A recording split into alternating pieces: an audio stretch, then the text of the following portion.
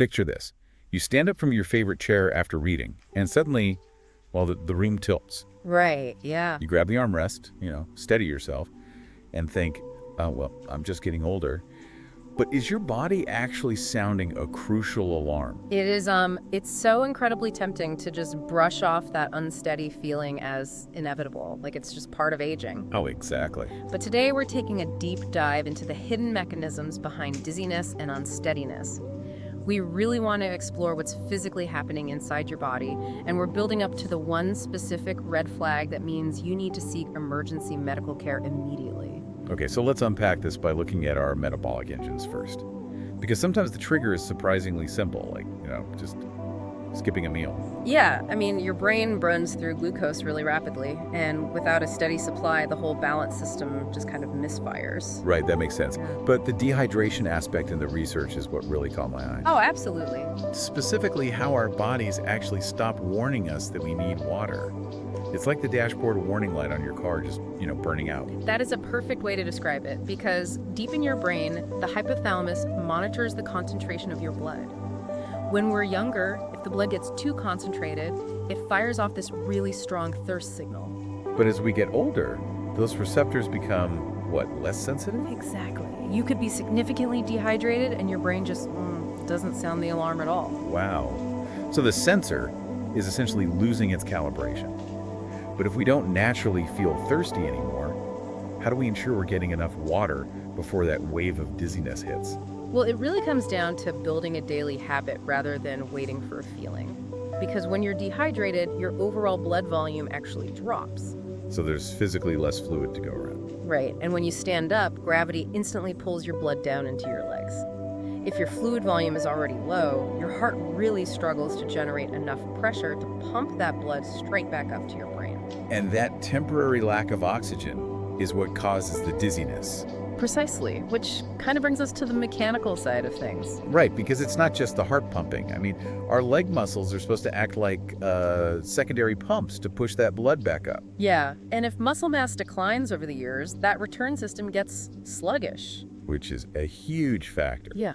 But speaking of mechanical systems, we have to talk about the inner ear. Oh, the inner ear is fascinating. It isn't just a basic balance center. It's this incredibly complex network of fluid-filled canals. With those tiny calcium crystals. Right? Yes. Sometimes those tiny crystals inside the canals break loose.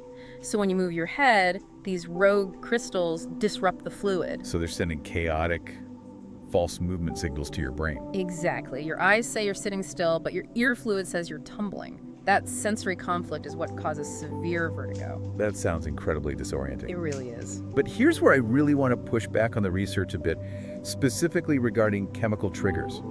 I mean, medications. Okay, yeah. We're told that blood pressure meds, sleeping pills, or pain relievers can cause unsteadiness. But it feels like a catch-22. How so? Well, if a blood pressure pill lowers your pressure so much that you get dizzy, fall, and break a hip, isn't the cure kind of worse than the disease? How does a doctor actually navigate that and weigh a sudden fall risk against long-term heart health? That is honestly the ultimate tightrope walk in geriatric medicine. Doctors aren't just looking at a blood pressure number in a vacuum. Right, they have to look at the whole picture. Exactly. They're assessing biological age and fall risk. A blood pressure reading of 110/70 might be fantastic for a 40-year-old. But for an 80-year-old. Right. For an 80-year-old, it might mean they literally pass out when they stand up. The clinical goal often shifts from aggressive prevention to just optimizing daily function and safety. Which is why reviewing prescriptions the moment dizziness starts is just non-negotiable. Completely non-negotiable. Never stop your meds on your own, but always, always talk to your doctor. Okay, so we've got low fluid volume, sensory misfires in the ear, and medication side effects. Right. Most of those just require a lifestyle tweak or medication adjustment. But the research points to one specific scenario that is an absolute emergency. Yes, this is the big one. If sudden dizziness is accompanied by trouble speaking, double vision, or weakness on just one side of your body, the situation changes entirely. So we're no longer talking about a temporary drop in blood pressure or a loose crystal in the ear. No, not at all. You are looking at a severe neurological event, like a stroke, where blood flow to a critical part of the brain is actively being blocked. And this isn't just losing your balance. This is a severe alarm bell that must never be ignored. Exactly. Time is brain tissue. If that specific combination of symptoms hits, you cannot wait to see if it passes. It requires immediate emergency services. Wow. So what does this all mean for you listening right now? I think the overarching lesson here is that getting older shouldn't mean accepting a daily tilt-a-whirl. I completely agree. Understanding how your hypothalamus blunts your thirst, or how your medications interact with gravity, well, it gives you the power to protect your long-term independence. And getting those regular checkups, staying hydrated, moving your body, all of that really matters. It does. Knowledge is only valuable when it's applied, you know? Keeping your fluid volume up and having that frank conversation with your doctor can literally save your life. Absolutely. So we'd love to hear from you. Have you ever felt unsteady standing up? What small habit helped you feel better? Yeah, please share your experiences in the comments because your story could really keep someone else safe.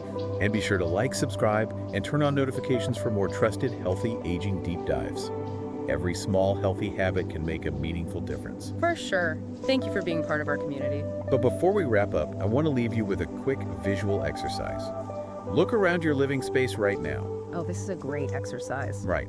If a sudden, unexpected wave of dizziness were to hit you today, what invisible tripping hazards are lurking nearby?